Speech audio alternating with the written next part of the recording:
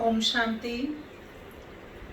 राजा जनक के राज्य दरबार में एक बार एक साधु पधारे और उन्होंने कहा कि मैं भी आपकी तरह ऋषि अष्टावक्र का ही शिष्य हूँ। ऋषि अष्टावक्र ने आपकी बहुत प्रशंसा की है कि राजा जनक राजकाज करते हुए, सब सुख सुविधाओं में रहते हुए भी उनसे डिटैच हैं। यहाँ तक कि देह में रहते हुए भी देह से भी उपराम, अनासक्त, विदेह हैं, डिटैच हैं। तो उसने प्रश्न पूछा सभा में कि महाराज, ऐसा आप कैसे रह सकते हैं? राजन, मुझे इसका ये तरीका, ये विधि आपसे सीखनी है। राजा जनक ने कहा, ठीक है, यह विधि मैं आपको शाम को सिखाऊंगा। सायंकाल तक आपको एक छोटा सा कार्य करना है। वो कार्य ये है कि मिथिला नगरी बहुत अच्छी है, सुंदर है। आपको आराम से रथ पर बैठना है और सारी मिथिला नगरी में घूमना है। हर एक चीज़ बहुत प्यार से आप देखिएगा। उसने कहा, ठीक है, अगर ये शर्त है, ये कंडीशन है, तो ऐसा ही कर लेता हूँ। सायंकाल को इसका उत्तर मिलेगा, इसमें उसकी रुचि थी। मिथिला नगरी घूमने में तो साधु की कोई रुचि नहीं थी। तो उन्होंने रथ तैयार कराया, सारथी को समझाया और बहुत प्यार से वो उसमें बैठे। जाने लगे तो उनको सुंदर सी सोने की थाली में सोने का दीपक तेल से भरा हुआ, तो वो उन्हें थमा दिया। जलता हुआ दिया और उसे कहा गया कि बस आप आराम से सारी मिथिला नगरी घूमिएगा। बस एक बात का ध्यान रखना है कि तेल छलकने ना पाए, दीपक बुझने ना पाए। आप इस बात पर सिर्फ ध्यान रखिएगा, ये सावधानी रखनी है आपको। उसने कहा, ठीक है। अब सारथी उनको सब कुछ दिखाता गया। रथ जहाँ जहाँ से जाता था तो वो सब चीज़ें, वो शहर, मुख्य बाजार, सुंदर बगीचा, कहीं नदी का किनारा और सुंदर सुंदर फल फूल, बगीचे, परकोटे, महल, सब कुछ दिखाए। रानी का महल, सीता के खेलने की फुलवाड़ी, सब उनको दिखाई।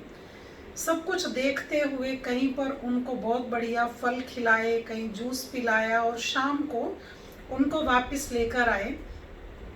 ये कहा गया था कि जहाँ जहाँ तेल अगर कम हो जाएगा तो सारथी उस दीवे में, उस दीपक में तेल भी डाल देगा। तो जब वो शाम को वहाँ पहुँचे, राजा के हाथ में वापस लौटा दिया उन्होंने जलता हुआ दीपक। राजा ने पूछा कि आपको किस बात का ध्यान रहा? उसने कहा कि मुझे ध्यान रहा राजन, आपने कहा था तेल छलकने ना पाए, दीपक बुझने ना पाए। राजा ने फिर पूछा कि मुझे ये बताइए मुनिवर, आपने मिथिला नगरी में क्या हमारी रानी का महल देखा, जहाँ पर कोटे पर चढ़कर वो करवा चौथ का चंद्रमा देखती है? क्या वो परकोटा देखा आपने? वो बुर्जी बहुत स्पेशल, सुंदर बनाई हुई है। मुनि कहते कि मैंने तो नहीं देखी, ऐसा कुछ विशेष तो मैंने नहीं देखा। हाँ, महल, बाग, बगीचे, ये सब तो थे। सारथी कहता कि महाराज, मैंने तो दिखाया है।